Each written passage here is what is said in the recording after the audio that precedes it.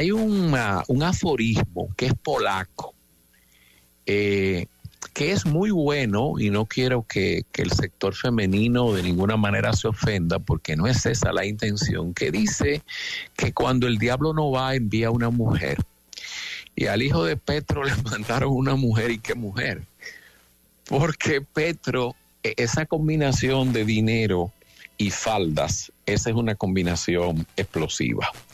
Eso no lo resiste nadie, porque fíjate que la derecha, yo tengo, Carmen, amigos colombianos abogados con los que comparto, porque soy miembro de unas cadenas en esos foros donde nos juntamos una vez al año, y hay colombianos, y comento con ellos sobre la situación política, económica, etcétera. Colombia es una sociedad derechizada, una sociedad complicada, y el colombiano de élite y el colombiano con dinero es un colombiano impertinente, en el sentido de ver a los de abajo con desprecio y de proteger sin ningún tipo de complejo sus derechos.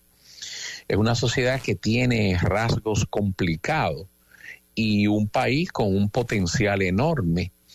Yo diría que lastrado más por el tema de las guerrillas. Y cuando tú tomas a Petro, tú dices, oye, este hombre se pasó la vida entre guerrillas, revolución, prisión, llega al poder, y en medio de la democracia lo que ha hecho la derecha es atarlo. Si tú evalúas los logros de Petro en Colombia, no son muchos, Carmen.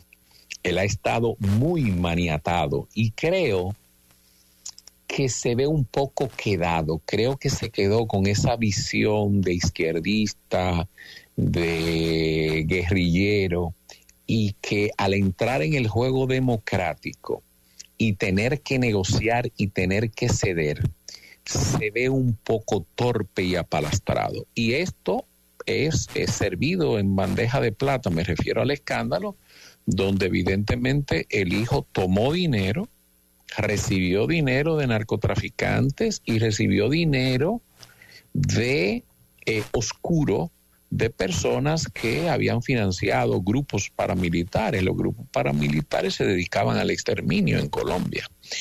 Recibió dinero y luego comete la torpeza de que se embarca en una relación amorosa con la íntima amiga de la mujer. Y una mujer despechada es el arma más letal que existe en la faz de la tierra.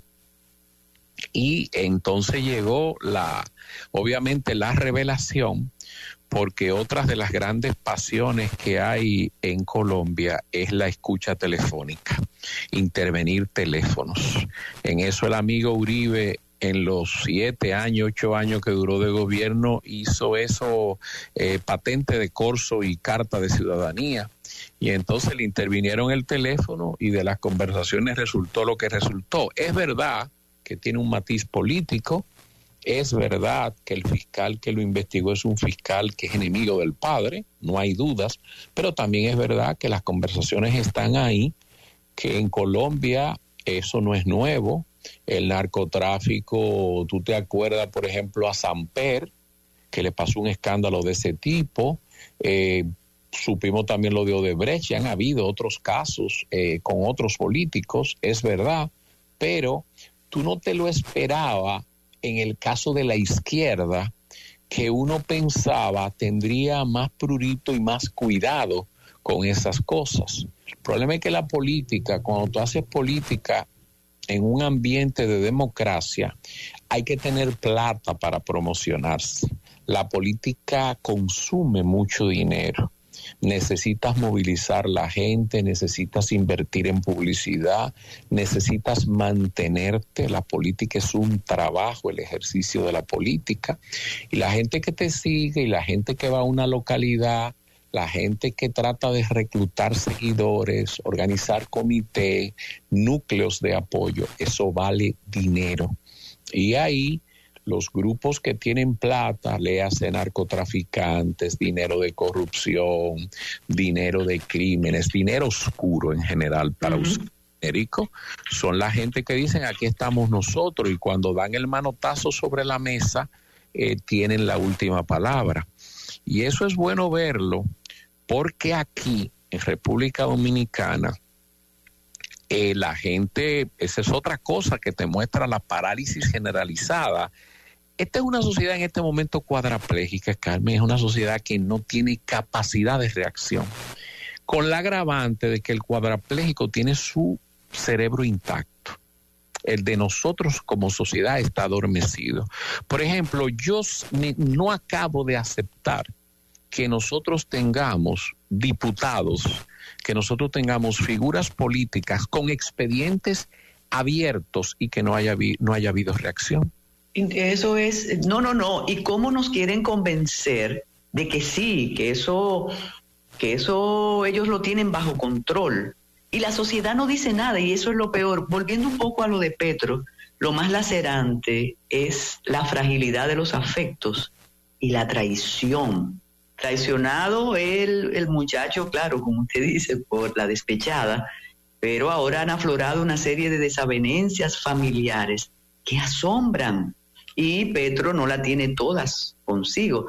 Y aquí yo recuerdo esos guerrilleros épicos que valieron muy poco, valen unas designaciones afuera aquí, como si hubiéramos tenido ese muestrario de personas involucradas en caso de lavado de activos y de enriquecimiento ilícito en la gestión pasada, estuvieran en la calle pidiendo por lo menos que se suspendieran en sus funciones, buscando argumentos jurídicos en alguna ley. Pero me enteré, por cierto, que a la diputada Pilarte, que ya de una manera inusitada la independencia inició el proceso, apoderó el juez de instrucción, que ella iba por la repostulación por recomendación de la directiva del partido, Luis Miguel Pereira. Entonces, eso son cosas que no se airean y son cosas que parecen resquemores de quienes nos atrevemos a decirla.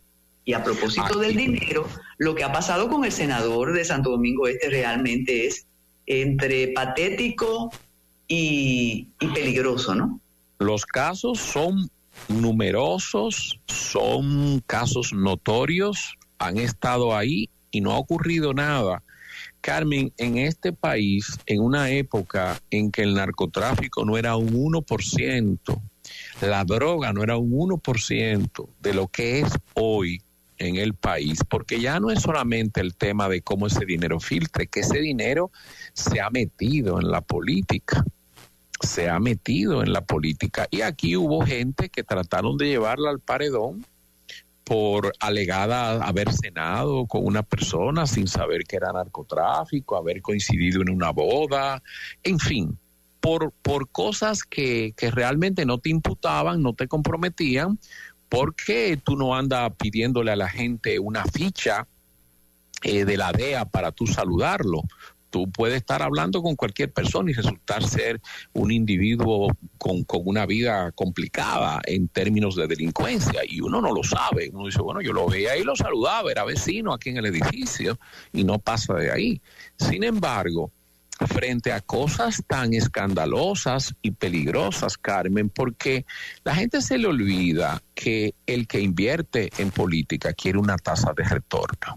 Usted va a un banco, usted invierte en la bolsa de valores de aquí y usted dice, bueno, ¿y ese título qué intereses te ven? Mira, tú vas a recibir un 7, un 10, un 12, un 14, un 9, lo que sea. Eso mismo pasa en política.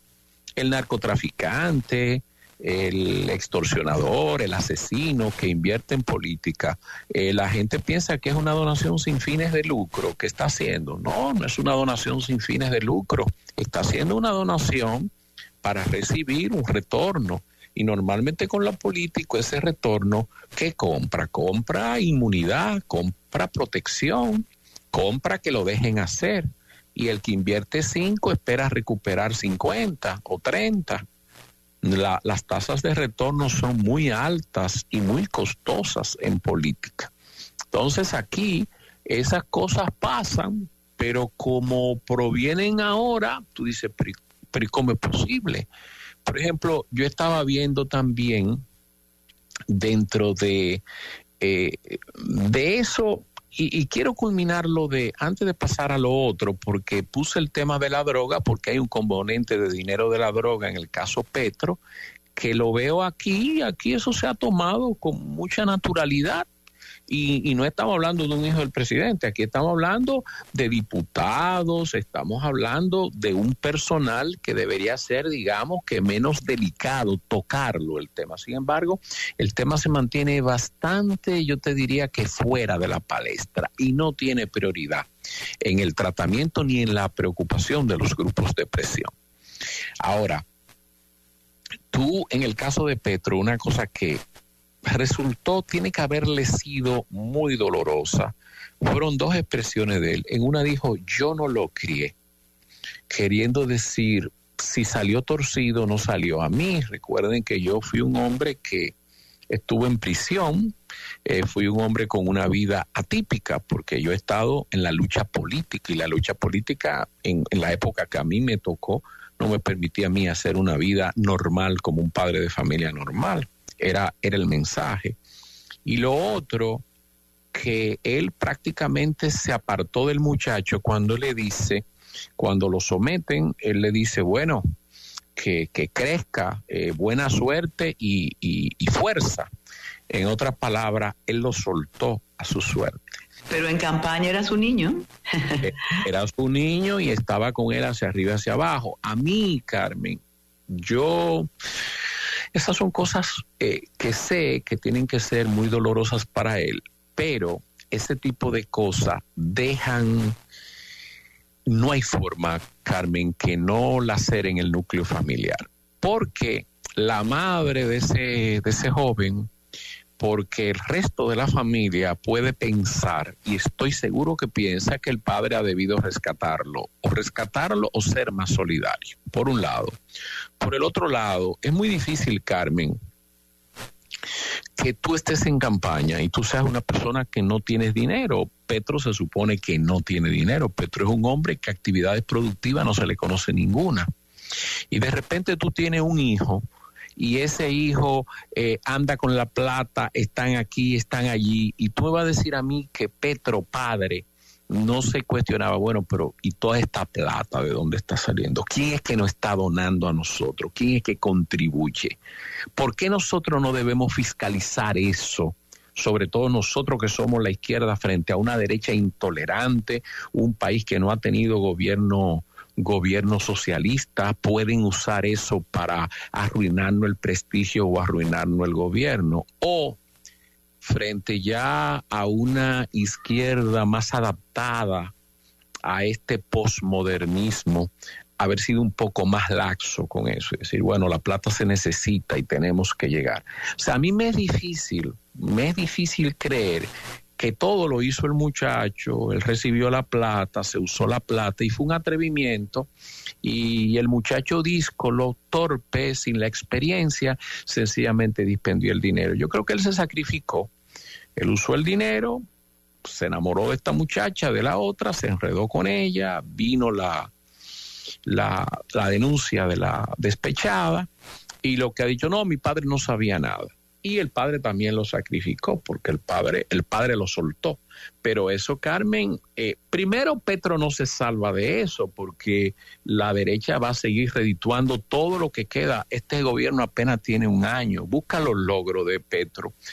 Petro no ha podido sacar a camino ningún proyecto importante en un año en Colombia. Y ahora la va a tener más difícil, porque ese tipo de eventos te hace entonces pensar a mucha gente que no es una izquierda de verdad, que es una izquierda maleada de mentira. Mira, Luis Miguel, no podemos olvidar lo que ocurrió con las manos derechas, como dice la revista Semana, las manos derechas de Petro hace apenas 3 meses, que es el señor Benedetti, que él mandó a Venezuela, y cuando le dijo, sácame de aquí, no lo recibió, y una joven muy joven, que estaba encargada de la campaña, y el señor Sarabia dijo, yo sí sé de dónde sacamos el dinero en campaña. ¿Tú no recuerdas aquello? Sí, yo recuerdo perfectamente, por eso te Entonces, él ha salido indemne de esos asuntos, pero no debe estar tranquilo porque como tú apuntabas, la institucionalidad colombiana funciona y sobre todo porque las élites controlan la institucionalidad colombiana. Y ese fiscal que está ahí, el que investigó al hijo, había estado confrontado con el presidente. Y fíjate que Petro no se metió, no es que no se metió, es que él sabe que no se puede meter, porque tal como tú dices, el poder está dividido, él no lo controla. Él tuvo que tolerar, y yo te diría que dentro de la gravedad, en términos de lo que le pudo pasar al muchacho, salió bien hasta ahora, porque ya está en libertad. Pero el efecto, el daño que eso le hace al gobierno y a la figura de Petro, y lo que va a venir en los meses y en los años, eso va a tener un efecto durante todo el trayecto del mandato. Me parece a mí, no va a ser fácil. Síguenos en las redes sociales y suscríbete a nuestro canal de YouTube. Recuerda que el Matutino Alternativo no es otro más, es diferente.